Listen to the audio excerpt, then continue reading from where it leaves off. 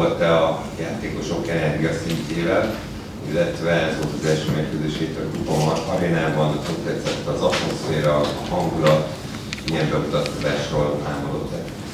So the question is, were you satisfied with the energy levels of the players? And the second question is, this was your first match in Groupama Arena. How did you like the atmosphere, the whole thing? Well, first of all, I was very pleased with the energy of my team. They were very aggressive in and out of possession, but still improvement has to be made. There's still room for improvement. But the energy also coming from the stands, from the fans in the stadium as a welcome for my staff and myself was fantastic. And I think the players, they absorbed the energy that was coming from the fans as well. So it was a good collaboration today. Nagyon elégedett vagyok a játékosok energiájával, amit ma mutattak, mind labdával, mind anélkül. És nagyon örülök annak az energiának is, amit üdvözlő kaptunk a lelátóról, én és a stábom. Úgy gondolom, hogy nagyon-nagyon is lehetett azt érezni, hogy jön az energia a lelátóról. Következő kérdés.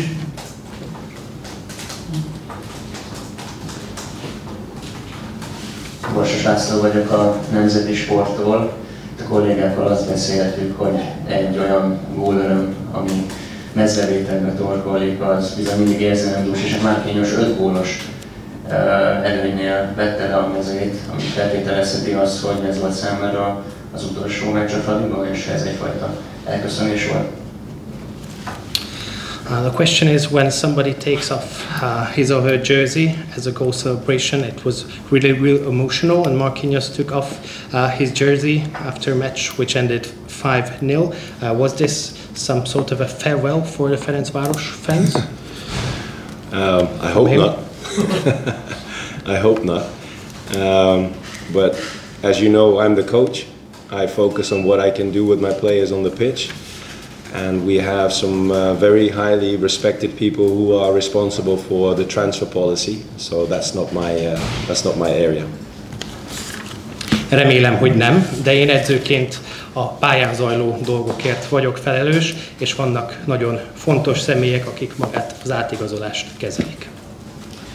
Nem szoktunk kommentálni átigazolási pletykákat, hanem a Ferencváros szoktuk We do not comment on anything transfer related. You can read on at the official webpage. But he tried. Yeah.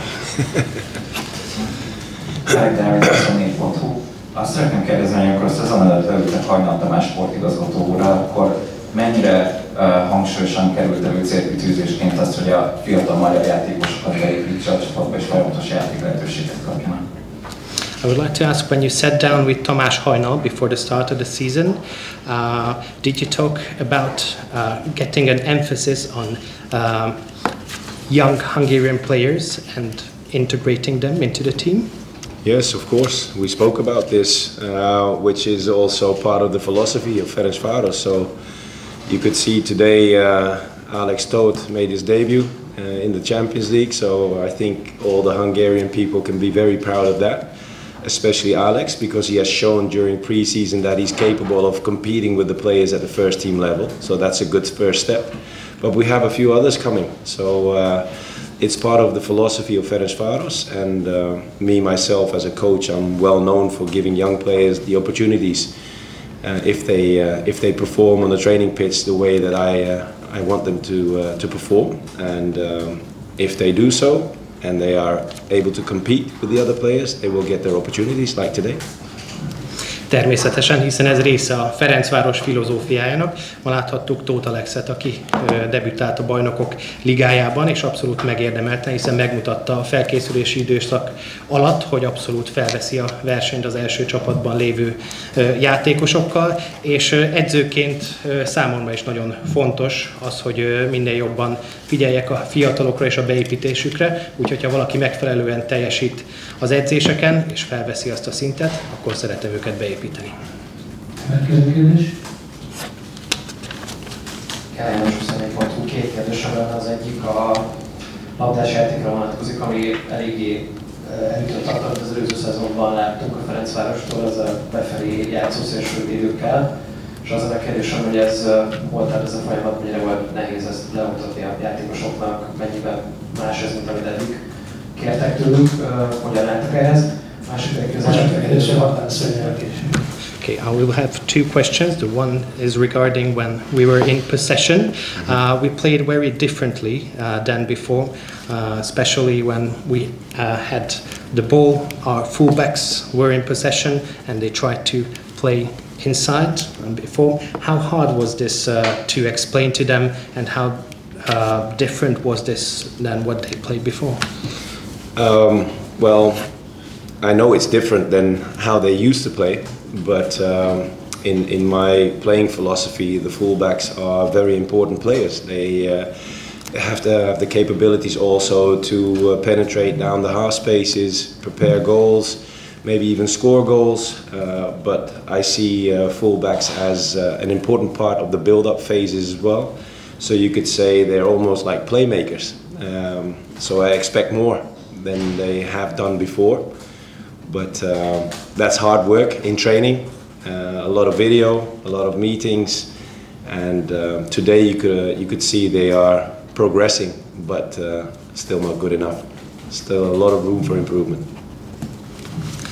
Igen, tisztában vagyok azzal, hogy ez kicsit más, amihez szoktak az én játék filozófiámban. A szélsővédők nagyon fontos szerepet töltenek be, mind szerepet játszanak az előkészítésben, esetleg gólok szerzésében is, és az egész támadófázis felépítésében nagy hangsúlyt fektetek a szélsővédőinkre, egyfajta irányítóként is tudnak így funkcionálni. Ez nagyon sok munkát kíván, mind az edzésen, videózással, meetingekkel, és természetesen ez egy folyamatos építkezés, és nyilván van még helye a javulásnak benne.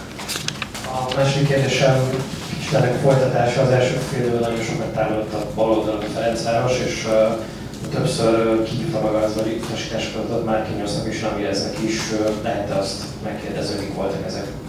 In the first half, we had a lot of attacks starting from the left side, and you talked with Marquinhos and Ramirez quite a lot. Can we know what did you tell them in this regard? Well, you could see that the opponent was focusing on covering the areas around Marquinhos as quick as possible. And so there are two things that are very important. If we want to speed up the game even more, then Rami has to be able to play on the inside even more, so Gustavo can speed up the game from the back line straight forward to Marquinhos, because then the opponent has to shift even faster, which if it doesn't happen fast enough, Marquinhos will have bigger areas to play 1v1, like you have seen in the first half quite a few times. But on the other hand, if they shift quick enough and they bring 2, 3, 4 players to that side, then Marquinhos has to be very smart, just hold it just a little bit more, draw the players towards him, so we can go back to the middle and play open play on the opposite side, or maybe even shoot on the goal. So those were a few discussions we had at the sideline. Igen, láthattuk azt, hogy Marquinhos területeire nagyon gyorsan tudtak reagálni az ellenfél játékosai, ezért nagyon fontos volt az, hogy Ramireztől befelé irányuljon a labda, és esetlegesen ez megtámogatva kicsit hátulról Gustavo minél hamarabb előre juttassa a labdát Marquinhosnak, hogy legyen helye akár 1-1-ben játszani, viszont hogyha az ellenfél esetlegesen gyorsan reagált ezekre a váltásokra, 2-3 játékos már rögtön ott termett, akkor pedig az volt a feladat a Marquinhosnak, hogy kicsit jobban tartsa a labdát, esetleg jobban lőjön rá.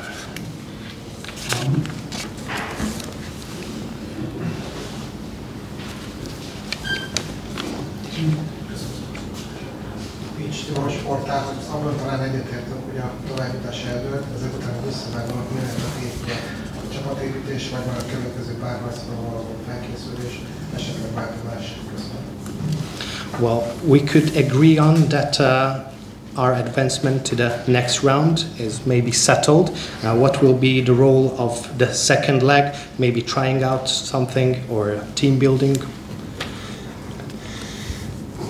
Let me make one thing very clear. The qualifiers are 2 games. We are halfway, so we just played the first half, and you can say that we played a good first half. scoring 5 goals, conceding no goals. But as I said in the beginning, let me make one thing very clear. We take it game by game. Monday we travel to Wales, and then we have to finish the job. We don't have anything yet. Our goal is much bigger than winning only this match. And that's what I said to my players also just now. The focus is on recovery now, making sure that we get back in training, improve ourselves, go to Wales, finish the job there, because the job is not finished after one game.